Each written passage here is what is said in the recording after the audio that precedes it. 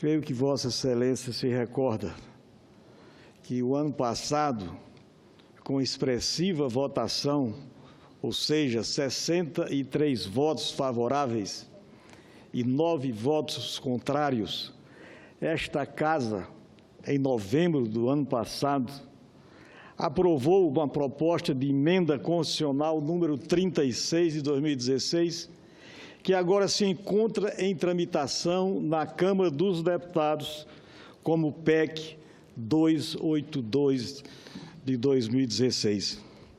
Esta PEC, senhor presidente, uma vez em vigor, imporá necessário ponto final às coligações partidárias nas eleições legislativas proporcionais para vereadores e para deputados. E para muito além desta relevante correção de rumo em nossa democracia, a proposta em questão introduzirá no sistema uma cláusula de barreira ou cláusula de desempenho a partidos políticos que, já se aproximando de 4 dezenas de partidos, senhor presidente, acabam por prejudicar o próprio funcionamento da nossa democracia. Com o fim de evitar mudanças bruscas nas regras do jogo, esta PEC prevê a extinção das coligações partidárias a partir de 2020, ou seja, em tempo suficiente para bem assimilarmos as novas regras na escolha dos futuros deputados estaduais, federais e distritais. Como é do conhecimento dos membros desta Casa, senhor presidente, os partidos estão autorizados pelas regras atuais do sistema a fazer coligações amplas de liberdade, e cada coligação passa a contar com a soma dos votos destinados às legendas que integram. Ou seja, uma vez coligados, os partidos formam um grupo único no cálculo da distribuição dos assentos nas assembleias, na Câmara Distrital e na Câmara dos Deputados, gerando desta forma enormes distorções. Mas, senhor presidente, a verdade é que com seus 35 partidos políticos legalmente constituídos, o nosso sistema se tornou disfuncional.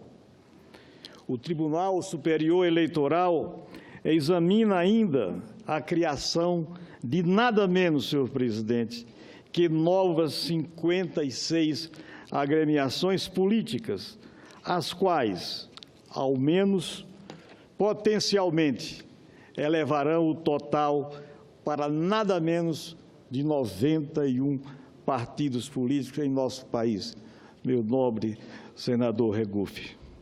Então, senhor presidente, senhoras e senhores senadores, é de governabilidade e de qualidade na representação política de uma democracia semidireta que estamos a tratar, quando buscamos imprimir racionalidade e equilíbrio ao sistema político partidário.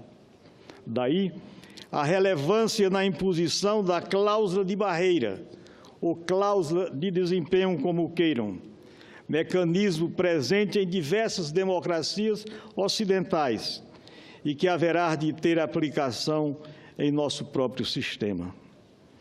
Cabe acrescentar, senhor presidente, senhoras e senhores senadores, a este propósito, que a distribuição dos recursos do fundo partidário e do tempo de antena de rádio e na televisão, e mesmo na estrutura funcional do Congresso Nacional, serão distribuídos de melhor forma, a partir do novo critério de partido com funcionamento parlamentar, a ser introduzido com a aprovação da PEC em exame. Não nesta Casa, que já foi aprovado, mas na Câmara dos Deputados.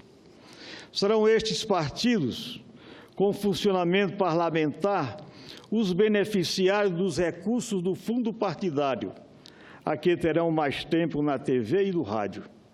Já nas eleições do próximo ano, de 2018, senhor presidente, o sistema renovado convidará cada partido à obtenção de um mínimo de 2% dos votos válidos em todo o Brasil, porém distribuídos em pelo menos 14 unidades da nossa federação. Em cada uma, a agremiação deverá conquistar um mínimo de 2% do eleitorado.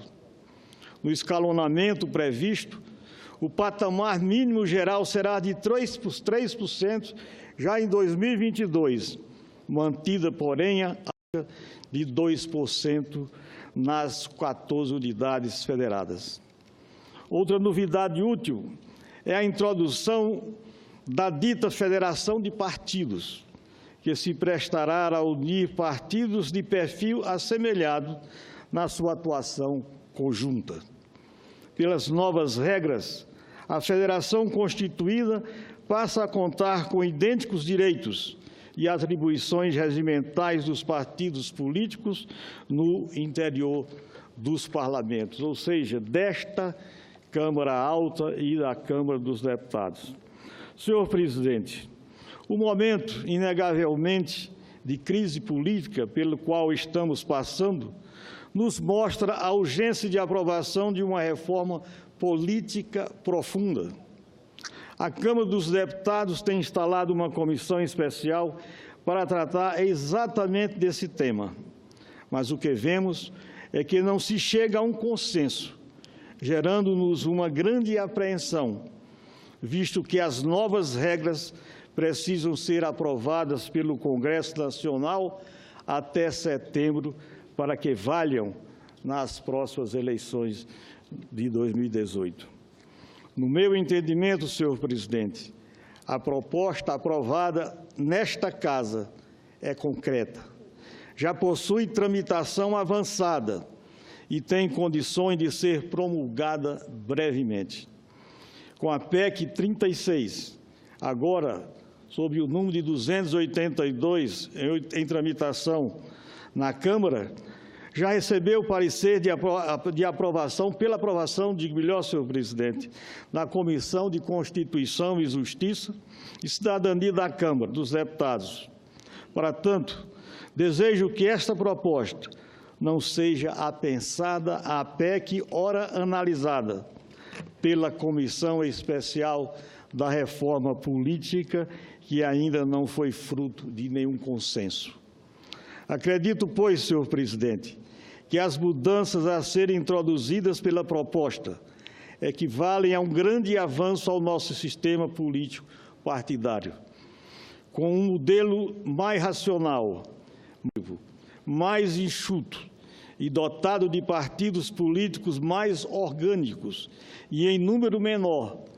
Respeitaremos, em primeiro lugar, o bolso do eleitor, que é quem paga pelo fundo partidário, e haveremos de promover um debate mais denso, mais convincente, mais elevado na permanente tarefa de gestão dos interesses da sociedade no Parlamento. Era essas, senhor presidente, as palavras que eu tinha... Permite uma parte, senador? Pois não, nobre senador Regufe. Senador Eumano, um dos parlamentares sérios que nós temos aqui nessa casa, eu penso que o país precisa realmente de uma reforma política absolutamente profunda. Esse modelo que está aí está completamente falido. Eu apresentei nessa casa 9 PECs na minha primeira semana aqui como senador, que mudariam o nosso sistema político, mudariam a cara da política nesse país. Na minha concepção, eu acho que com esse modelo, sem dúvida nenhuma, tem que se proibir as coligações nas eleições proporcionais. Agora, nós tínhamos que avançar além disso, na minha opinião, muito além disso, porque o grande problema é que com coligação ou sem coligação, nesse modelo é menos pior não ter coligação. Por isso eu votei aqui favorável para que se proíba coligações nas eleições proporcionais. Mas ainda assim o modelo, fica um modelo, na minha concepção, muito ruim, porque o grande problema não é o número de partidos, na minha concepção. O grande problema é a pessoa ir à urna, votar numa pessoa, e depois de ela dar o voto naquela pessoa, o voto naquela pessoa poder ir para uma outra pessoa que, de repente, não é quem ela quer colocar, não é quem ela quer eleger. Esse sistema que nós temos no Brasil, que é esse sistema proporcional, que funciona dessa forma, ele faz com que o eleitor tenha uma vontade até o momento que ele põe o voto na urna, e a partir dali pode acontecer qualquer coisa com a vontade dele. Se aquele eleito tiver muitos votos, vai para uma pessoa que tem menos votos. Se aquele tem menos voto, vai para alguém que tem mais voto. Eu protocolei aqui nessa casa, entre essas PECs, a proposta de instituir no Brasil o voto distrital. Na minha concepção, não sou dono da verdade, mas o voto distrital traria política para perto do cidadão, tornaria a política mais acessível ao cidadão comum. Você ia reduzir a área geográfica da campanha, você barateia a campanha. Ali exige que também o eleito tenha que o tempo todo prestar contas do que está fazendo para os seus representados, porque ele é só um representante. Então, na minha concepção, melhoraria a qualidade da nossa representação e melhoraria a questão da própria representação, porque hoje as pessoas elegem, aí 6 meses depois olha para a Câmara lá e já não se olha aqui para o Congresso e já não se vê representada ali. Além disso, eu acho que nós temos que avançar também para que tenha também a possibilidade de candidaturas avulsas sem filiação partidária, a criação de um sistema de revogabilidade de mandatos, onde, se a pessoa não cumprir o que se comprometeu na campanha, ela perde o mandato. A proibição que alguém se eleja para um cargo legislativo e depois vai ocupar um cargo no executivo. E também o limite de reeleições no legislativo. São proposições que eu coloquei. Claro que não sou dono da verdade, aqui é uma casa democrática. Agora, eu acho que nós teríamos um modelo melhor do que nós temos hoje, que esse modelo que nós temos hoje, infelizmente, ele é muito perverso, e ele é muito perverso com o eleitor. Agora, Vossa Excelência tem toda a razão quando Vossa Excelência diz que nós precisamos ter uma reforma política profunda, porque, às vezes, aqui nessa casa se conversa e alguns acham que está tudo normal, e não dá para achar que isso aí está normal, porque isso não é normal. Então, nós precisamos ter uma reforma política profunda. Eu acho que essa deveria ser a prioridade desse parlamento e colocar em votação. O voto deve ser facultativo, como eu defendo, ou deve ser obrigatório? Vamos colocar em votação, vamos ver qual é o resultado. Simplesmente a gente sair do debate e ter uma votação aqui. Se, por um acaso, passar o voto obrigatório, faz parte da democracia. Todos aqui foram eleitos legitimamente pela população para estarem aqui representando a população. Agora, eu acho que é importante essa casa aqui votar essas propostas de reforma política e cada um de nós dizer com seu voto o que pensa sobre cada um dos temas que diz respeito à reforma política. Agradeço. Parabenizar Vossa Excelência pelo pronunciamento. Eu que agradeço a Vossa Excelência sua parte. Sei da seriedade com que Vossa Excelência tem se havido na política aqui do Distrito Federal, tanto na Câmara dos Deputados, quanto aqui nesta casa da nossa federação. E me congratular com Vossa Excelência quando diz que, no princípio dessa legislatura, ou seja, há 2 anos, Vossa Excelência já apresentava projetos com vista a uma reforma política profunda. Eu me congratulo com Vossa Excelência, quando nós outros, muitas vezes, fazemos isso praticamente 1 ano antes das eleições, que é o período, que, aliás, é estabelecido pela nossa Constituição. Então, Vossa Excelência tem razão nos pontos que tem levantado aqui nesta casa, com relação à reforma que nós mesmos, em tese, não queremos fazê-la. Eu falo em tese, porque está em nossas mãos o Congresso, tanto do Senado como da Câmara dos Deputados. Não fazemos. Eu rememorava aqui, nesses poucos instantes, o movimento de junho, vai fazer 4 anos, de 2013, em que o povo adentrou aqui no Congresso Nacional, não é? e dizia que, naquele instante, o recado, na minha leitura, não estava no parlamento. Era de que nós, ou seja, o parlamento não representava mais, ou seja, foi questionada a democracia representativa. De outra parte, também, aquela população, aquele contingente, foi aos outros poderes do Estado brasileiro, ou seja, ao Poder Judiciário, e deixou um recado com relação à atuação do Poder Judiciário, a morosidade, etc. Como foi dizer que dá insatisfação com relação à prestação de serviço em todas as áreas pelo Estado brasileiro. Ou seja, eu me referia ao esgotamento do Estado que está aí e dentro da crise do Estado, a crise federativa. Eu acho que são questões fundamentais que diz respeito a esta casa, a Casa da Federação, nós discutirmos tudo que está aí e buscarmos exatamente as reformas profundas que o povo está a exigir a cada dia e a cada momento. Inclusive, este povo descrente da política, dos políticos e dos partidos, nos colocando numa situação dramática, que é como nós estamos vivendo hoje. Qual o dia de amanhã? A gente vê o governo, está aí um governo de transição, lutando por algumas reformas que são fundamentais. A reforma da Previdência, eu vejo o meu Estado, o Estado do Piauí tem um déficit, e o Estado tem um orçamento pequeno, mas tem um déficit anual de mais de R$ 1 bilhão para pagar a 30 mil aposentados e pensionistas. Quer dizer, tirar mensalmente mais de 80 milhões de reais, um orçamento pequeno, como é o do Estado do Piauí, para cobrir o déficit da Previdência do Estado.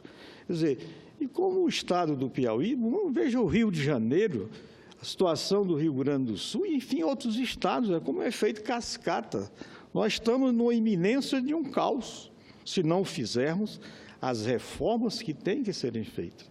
Daí nós temos que nos dar as mãos, no meu entendimento, temos que buscar um entendimento, nos colocarmos acima dos partidos, enfim, das divergências político-partidárias e colocar o interesse do país acima de todas essas questões, no sentido de buscarmos melhores dias para o país, sairmos dessa profunda crise, uma crise que está atingindo as famílias. Quando o cidadão é desempregado, perde o seu emprego, sua fonte de renda, vai lá para os filhos, para a família, vai para a cozinha do seu lar. Então, eu concedo, mais uma vez, a parte a Vossa Excelência. Senador Eumano, apenas para falar no que tange a questão da democracia direta, eu concordo com Vossa Excelência, nós precisamos aprofundar aqui os mecanismos de democracia direta. Eu tenho um projeto meu de lei tramitando na CCJ, que permite que a população possa fazer projetos de iniciativa popular por assinatura eletrônica, sem sair de casa, na frente do computador. A pessoa com assinatura eletrônica, ela assinaria um projeto de iniciativa popular. E melhor, já viria conferido dos tribunais regionais eleitorais para o parlamento. Não ia ter essa coisa de ter que conferir assinatura manual por assinatura manual. Então, isso daria uma agilidade aos projetos de iniciativa popular e tornariam eles mais fáceis de serem feitos. Está na CCJ aqui nessa casa. E eu também tenho uma PEC, essa já aprovada pela CCJ aqui nessa casa, que dá rito de medida provisória aos projetos de iniciativa popular, passando eles a trancar a pauta se não forem votados em até 45 dias. Eu penso que, inclusive, a mesa aqui do Senado deveria colocar em votação nesse plenário essa PEC, porque, na minha concepção, ela vai fortalecer esse instrumento que é tão importante no nosso Estado democrático de direito, que são os projetos de iniciativa popular. Eu acho que fortalecer esses mecanismos de democracia direta são importantes. Como eu acho que também, junto das eleições, para não ter custo extra para o contribuinte, nós também temos que fazer alguns plebiscitos, deixar a população decidir diretamente alguns temas. Inclusive, a própria reforma política, eu acho que poderia ser objeto de um plebiscito. Eu acho que nós temos que avançar para mais mecanismos de democracia direta. Eu acho que é isso que a população pede e acho que isso é o que é a democracia moderna. E aqui, claro, o Congresso Nacional, ele não pode estar surdo diante de alguns temas. Alguns temas são colocados em votação e outros são simplesmente engavetados, o que, na minha concepção, é inaceitável. Mas, sem querer tomar muito tempo, parabenizar Vossa Excelência por trazer esse tema aqui. É um tema muito importante e nós não vamos conseguir mudar isso que está aí sem uma reforma política profunda. E isso que está aí é culpa dos personagens, por desvios éticos inaceitáveis, mas isso que está aí também é culpa do sistema. Então, nós precisamos modificar esse sistema e nós precisamos fazer uma reforma política profunda nesse país. Pelo menos nós que temos consciência da nossa responsabilidade, pelo menos nós tentarmos fazer e tentarmos puxar essa discussão aqui, que é uma discussão muito importante para a população brasileira.